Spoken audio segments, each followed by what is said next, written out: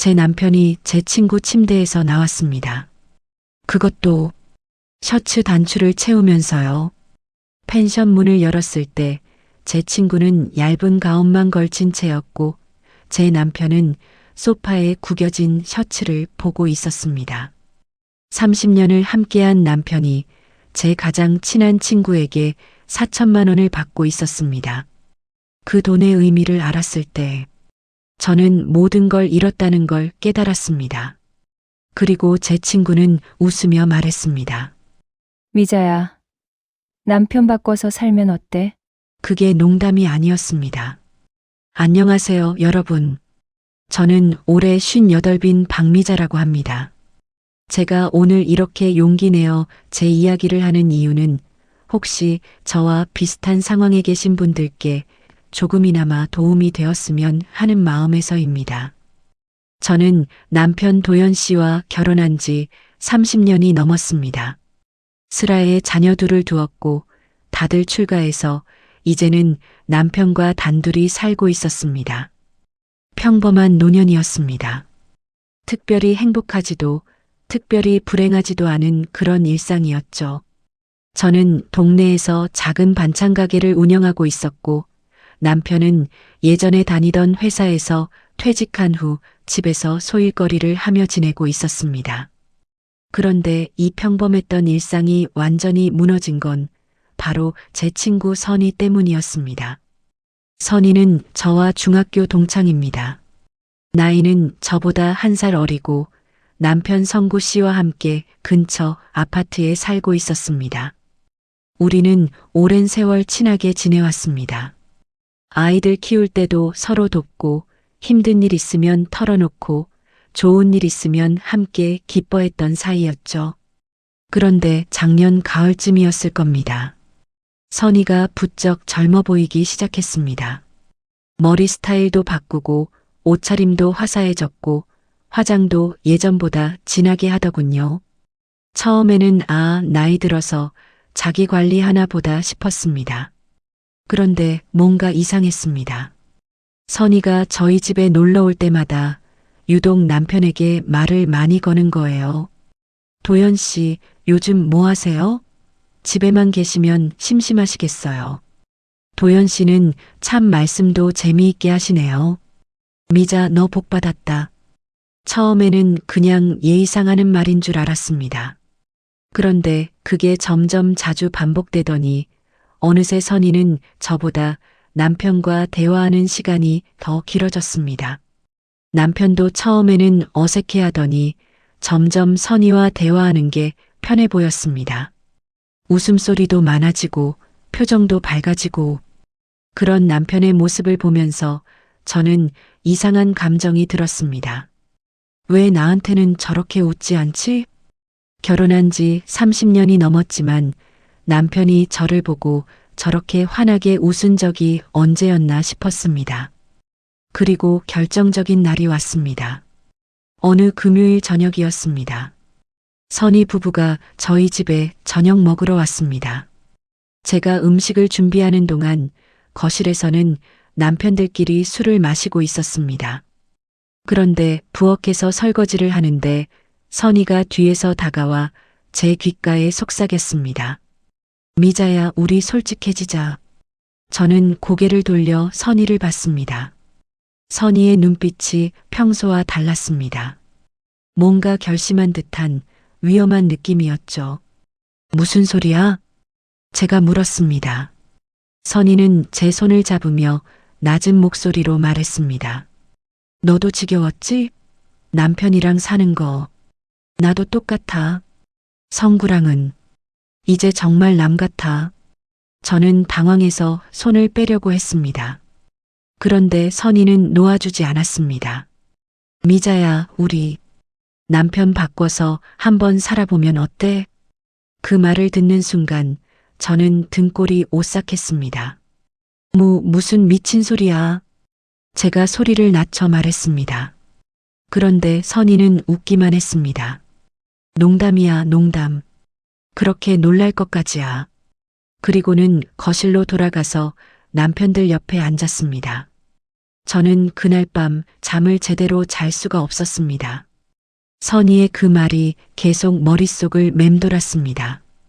설마 진담은 아니겠지? 하지만 제 불안은 곧 현실이 되어버렸습니다. 그 일이 있고 며칠 후였습니다. 저는 평소처럼 반찬 가게에서 일하고 있었습니다.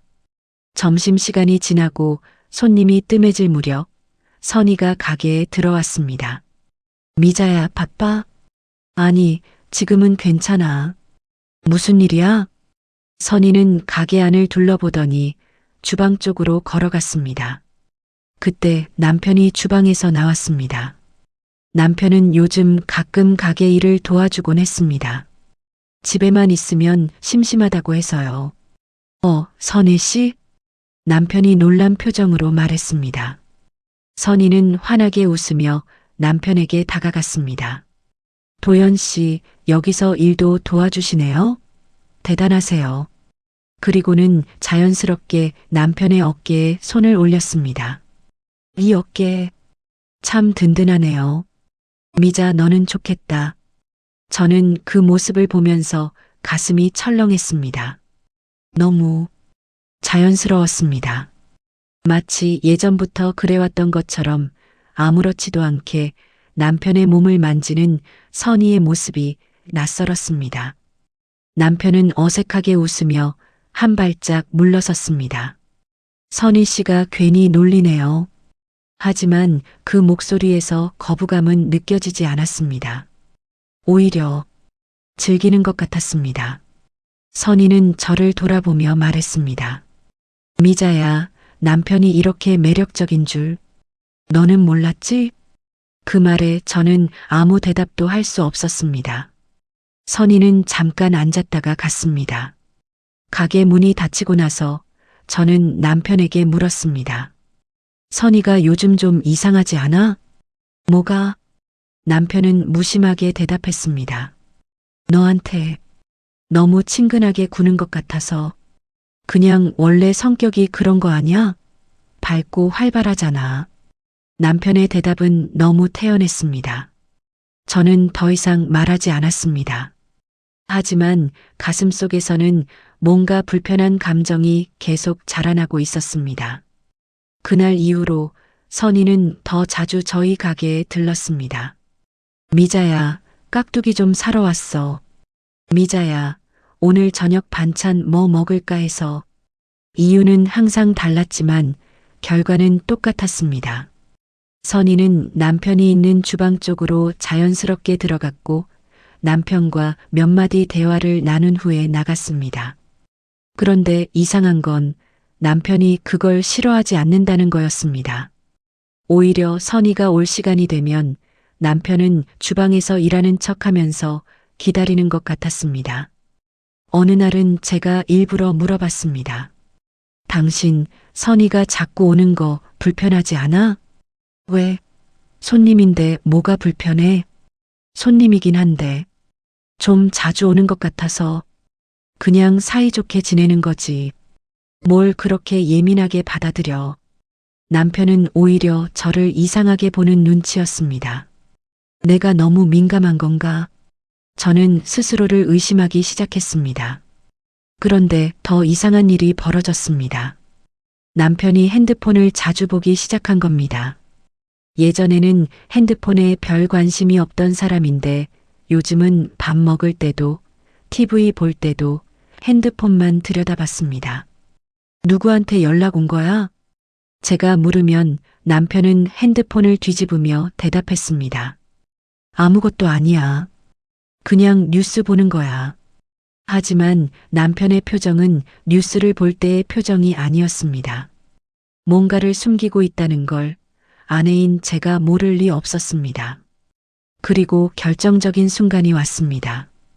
어느 날 저녁 남편이 샤워를 하러 들어갔습니다. 핸드폰은 거실 소파에 그대로 두고요. 저는 그만 참지 못하고 남편의 핸드폰을 들었습니다. 손이 떨렸습니다. 이러면 안 되는 건데. 하지만 멈출 수가 없었습니다. 핸드폰 잠금을 풀고 메시지 앱을 열었습니다. 그리고 봤습니다. 선희와 남편의 대화 내역을. 도연 씨, 오늘 저녁에 시간 되세요? 미자는 모임 있다고 했으니까 우리 둘이 차나 한잔 해요. 도연 씨 목소리 들으니까 기분이 좋아지네요. 메시지들은 점점 더 노골적이었습니다. 남편도 대답하고 있었습니다. 선희 씨도 목소리 참 좋으세요. 오늘 뵙고 싶네요. 저는 핸드폰을 놓았습니다. 손이 너무 떨려서 제대로 쥘 수조차 없었습니다. 욕실에서 물소리가 멈췄습니다. 남편이 곧 나올 것 같았습니다. 저는 급하게 핸드폰을 원래 자리에 놓고 부엌으로 갔습니다. 그리고 싱크대를 붙잡고 눈물을 참았습니다. 이게 진짜 일어나고 있는 일인가? 제 남편과 제 친구가 제 뒤에서 이런 짓을 하고 있었다는 게 믿어지지 않았습니다. 그날 이후로 저는 남편을 다르게 보기 시작했습니다. 아침에 출근 준비를 할 때 평소보다 옷차림에 신경 쓰는 남편, 거울을 보면서 머리를 매만지는 남편. 오늘 어디 가는 거야? 그냥 동네 한 바퀴 돌아올게.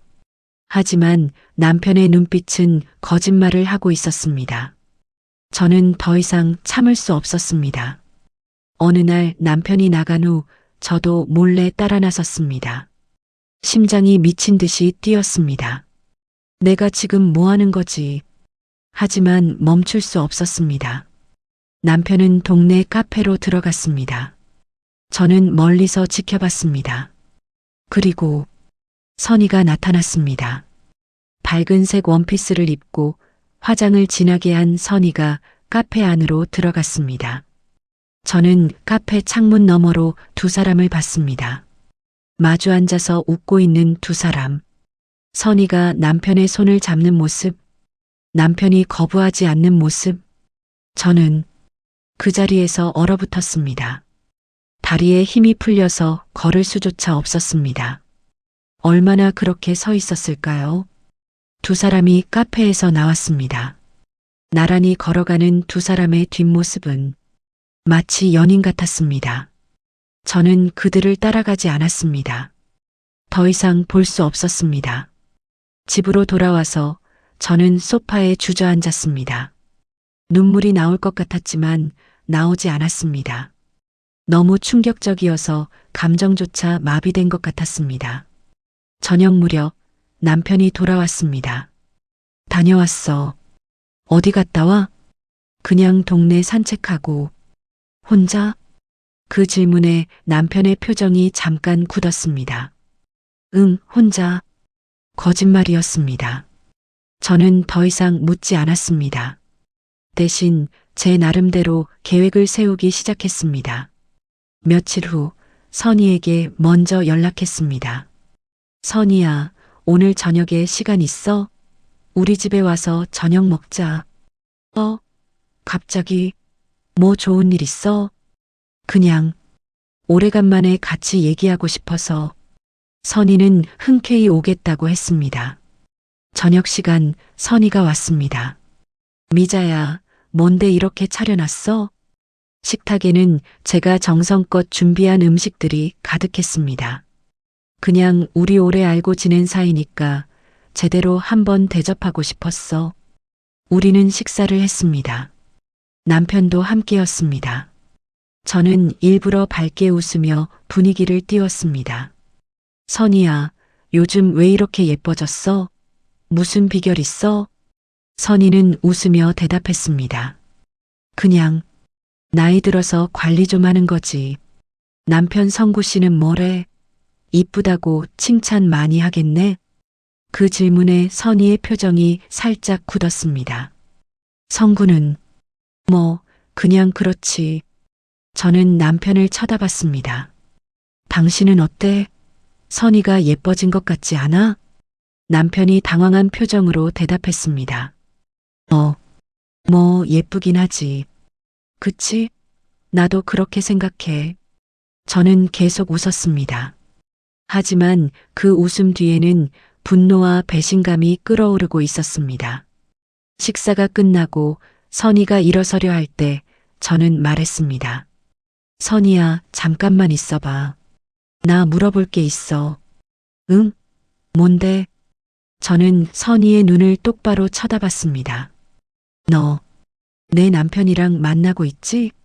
순간 공기가 얼어붙었습니다. 선희의 얼굴에서 웃음이 사라졌습니다. 남편은 화들짝 놀라며 일어섰습니다. 미자야, 무슨 소리야?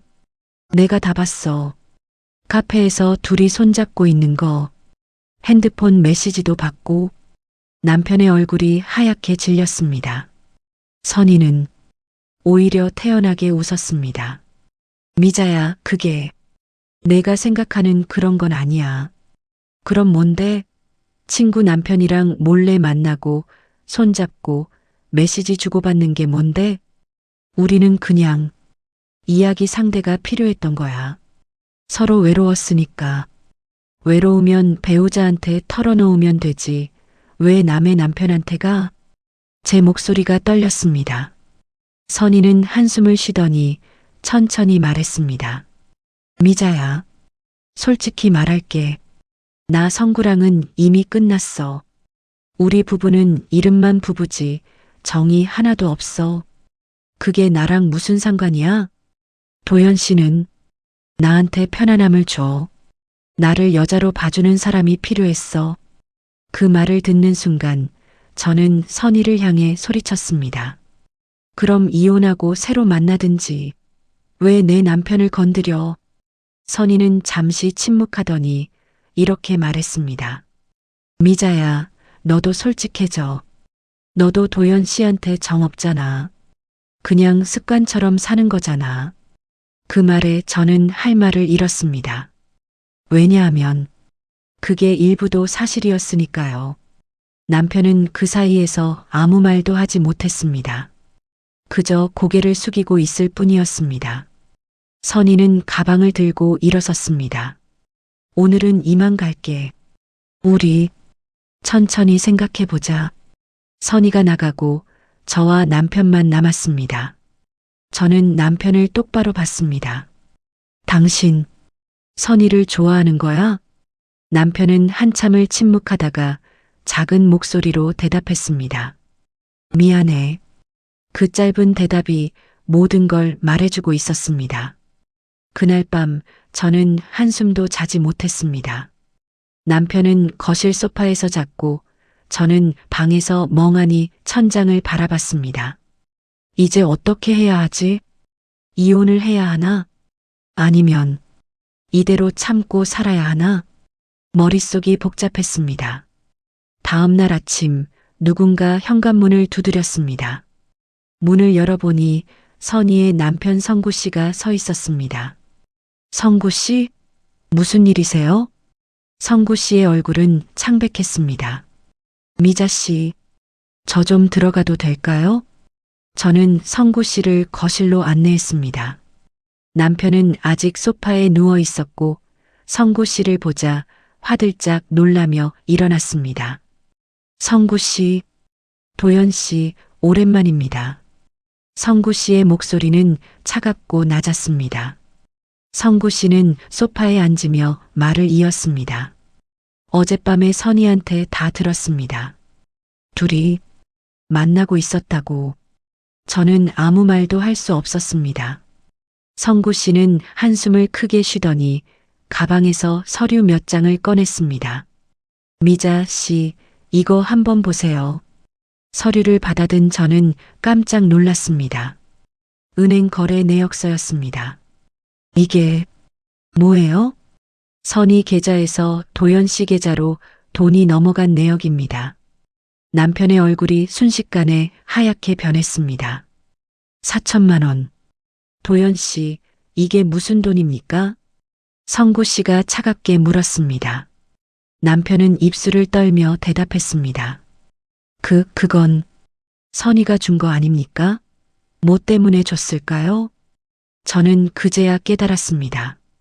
선희와 남편의 관계가 단순한 감정 문제가 아니었다는 걸. 돈까지 오갔다는 건 이미 훨씬 더 깊이 들어간 관계라는 의미였습니다. 성구 씨는 계속 말했습니다. 제가 선희 핸드폰을 몰래 봤습니다. 미안하지만 저도 뭔가 이상하다는 걸 느꼈거든요. 그래서 뭘 보셨는데요? 선희가 도연 씨한테 보낸 메시지들, 그리고 둘이 만난 장소들 사진까지 다 있더군요. 성구 씨는 핸드폰을 꺼내 저에게 보여줬습니다. 선희와 남편이 함께 찍은 사진들, 펜션 같은 곳에서 찍은 사진도 있었습니다. 저는 더 이상 볼 수가 없었습니다. 성구 씨, 이게 언제적 사진들입니까? 작년 가을부터 지금까지입니다. 거의 반년 넘게 이러고 있었던 거죠. 반년. 제가 아무것도 모르고 있던 반년 동안 남편과 선희는 이런 짓을 하고 있었던 겁니다. 저는 남편을 쳐다봤습니다. 당신, 정말 이렇게까지 한 거야? 남편은 고개를 숙인 채 아무 말도 하지 못했습니다. 성구 씨는 한숨을 쉬며 말했습니다. 미자 씨, 저는 이미 결정했습니다. 선희와 이혼할 겁니다. 네, 더 이상 같이 살 수 없습니다. 믿음이 깨진 관계는 의미가 없으니까요. 성구 씨의 목소리에는 깊은 슬픔이 묻어났습니다. 미자 씨도 잘 생각해 보세요. 이 상황을 어떻게 할 건지. 성구 씨는 그렇게 말하고 일어섰습니다. 그리고 남편을 향해 마지막으로 말했습니다. 도연 씨, 우리 둘 다 삶의 동반자를 잘못 선택한 것 같습니다. 아니, 우리가 잘못한 건지도 모르겠네요. 성구 씨가 나가고 저는 남편 앞에 섰습니다. 설명해봐. 4천만 원은 왜 받은 거야? 남편은 한참을 침묵하다가 떨리는 목소리로 말했습니다. 선희가 사업 자금이 필요하다고 해서 빌려준 거야. 빌려준 게 아니라 받은 거잖아. 성구 씨가 보여준 거래 내역은 선희 계좌에서 당신 계좌로 입금된 거였어. 그건 남편은 더 이상 변명하지 못했습니다. 저는 남편의 서랍을 열었습니다. 그리고 찾았습니다. 펜션 영수증, 식당 영수증, 선물 구매 영수증, 남편이 선희와 함께 쓴 돈의 흔적들이 고스란히 남아 있었습니다. 이것들은 또 뭐야? 둘이 여기까지 간 거야? 손이 떨렸습니다. 영수증을 쥔 손에서 힘이 빠져서 종이들이 바닥에 흩어졌습니다. 남편은 그저 무릎을 꿇고 빌기만 했습니다. 미자야, 미안해. 정말 미안해. 하지만 그 사과가 이제는 아무 의미가 없었습니다. 저는 남편을 내려다보며 말했습니다. 당신, 선희를 정말 사랑하는 거야? 남편은 대답하지 못했습니다. 그 침묵이 답이었습니다. 좋아. 그럼 선희한테 가. 나는 더 이상 당신이랑 살 수 없어. 미자야, 제발. 나가줘. 당장은 못 나간다면 방이라도 따로 써. 저는 남편을 남겨두고 밖으로 나갔습니다. 숨이 막혀서 집에 있을 수가 없었습니다. 며칠 후 저는 선희를 직접 만나기로 했습니다. 만날 장소는 선희가 정했습니다. 놀랍게도 그곳은 펜션이었습니다. 선희가 문자를 보냈습니다. 미자야, 여기로 와. 우리 제대로 얘기하자.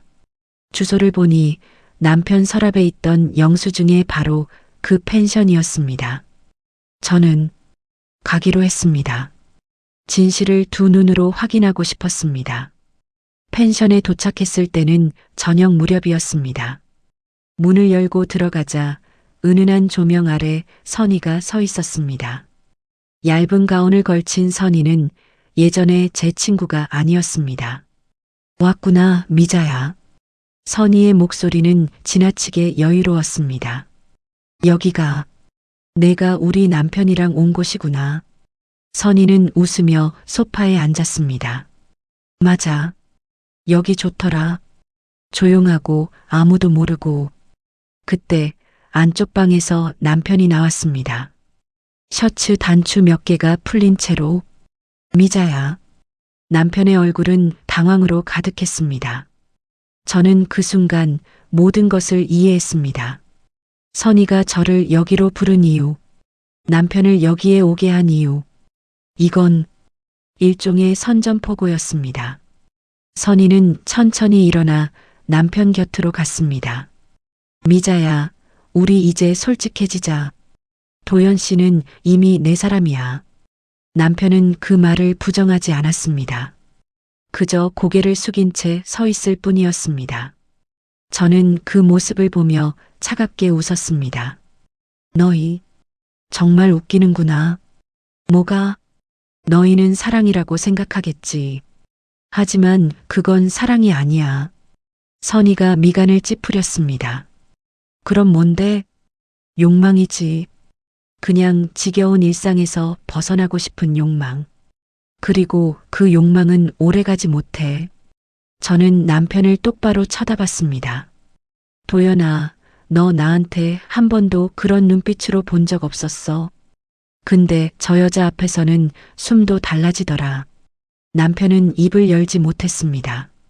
좋아. 내가 너희한테 선물 하나 줄게. 선물? 자유. 너희 둘이 원하는 대로 살아봐. 난 더 이상 방해 안 할게. 선희는 승리한 듯 웃었습니다. 하지만 저는 그 웃음이 얼마나 짧을지 알고 있었습니다. 대신 내 인생에는 절대 발 들이지 마. 둘 다. 저는 펜션을 나왔습니다. 뒤돌아보지 않았습니다. 눈물이 날 것 같았지만 참았습니다. 대신 가슴속에서는 새로운 결심이 자라나고 있었습니다. 이제 나를 위해 살아야겠다. 일주일 후 저는 이혼 소송을 제기했습니다. 남편은 별다른 반대 없이 서류에 도장을 찍었습니다. 재산 분할, 위자료 문제는 변호사를 통해 처리했습니다. 그 과정에서 저는 남편이 선희에게 받은 돈의 진실도 알게 되었습니다. 그건 빌린 돈이 아니라 선희가 남편에게 준 일종의 대가였습니다. 선희는 결혼 생활 내내 모아둔 돈을 남편에게 주면서 자신과 함께 새 출발을 하자고 설득했던 겁니다. 남편은 그 돈에 넘어갔고 결국 선희의 계획에 말려들었던 것이죠. 이혼이 성립되고 저는 반찬 가게를 정리했습니다. 너무 많은 기억이 얽힌 곳이었습니다. 대신 조금 떨어진 곳에 새로운 가게를 열었습니다. 작지만 깨끗한 가게였고 저 혼자 운영하기에 딱 좋았습니다. 그리고 몇 달 후 들려온 소식이 있었습니다. 선희와 남편이 헤어졌다는 소식이었습니다. 성구 씨가 우연히 제 가게에 들러 말해줬습니다. 선희가 도연 씨를 내쫓았답니다. 왜요? 아마도 새로운 게 좋았던 거겠죠. 막상 같이 살아보니 현실은 다르더라는 걸 깨달은 거 아닐까요? 성구 씨는 쓸쓸하게 웃었습니다. 우리 모두 어리석었던 것 같습니다. 저는 성구 씨에게 차 한 잔을 대접하며 말했습니다. 성구 씨, 이제라도 새 출발하세요. 우리 나이가 많다고 해서 인생이 끝난 건 아니잖아요. 맞습니다. 미자 씨 말이 맞아요. 성구 씨는 그렇게 말하고 가게를 나섰습니다. 그리고 저는 다시 제 일상으로 돌아갔습니다. 손님들을 맞이하고 반찬을 만들고 저녁에는 책을 읽거나 TV를 보는 평범한 일상. 하지만 이전과는 달랐습니다. 이제는 누군가를 위한 삶이 아니라 저를 위한 삶이었으니까요. 여러분, 제 이야기를 끝까지 들어주셔서 감사합니다. 돌이켜보면 저는 오랫동안 제 삶을 살지 못했던 것 같습니다. 남편을 위해, 자식들을 위해, 가정을 위해. 그렇게 살다 보니 정작 나는 어디에도 없었습니다. 남편도 마찬가지였을 겁니다. 책임감으로, 의무감으로, 습관으로. 그렇게 살다 보니 자신의 마음도 모르고 살았던 거죠. 그래서 선희 같은 사람이 나타났을 때 쉽게 흔들렸던 겁니다. 하지만 저는 이제 알았습니다. 관계는 새로움으로 시작할 수 있지만 책임감과 신뢰로만 유지된다는 걸. 욕망으로 시작한 관계는 결국 욕망이 식으면 끝난다는 걸. 선희와 남편은 그걸 깨닫지 못했고 결국 모든 것을 잃었습니다. 저는요?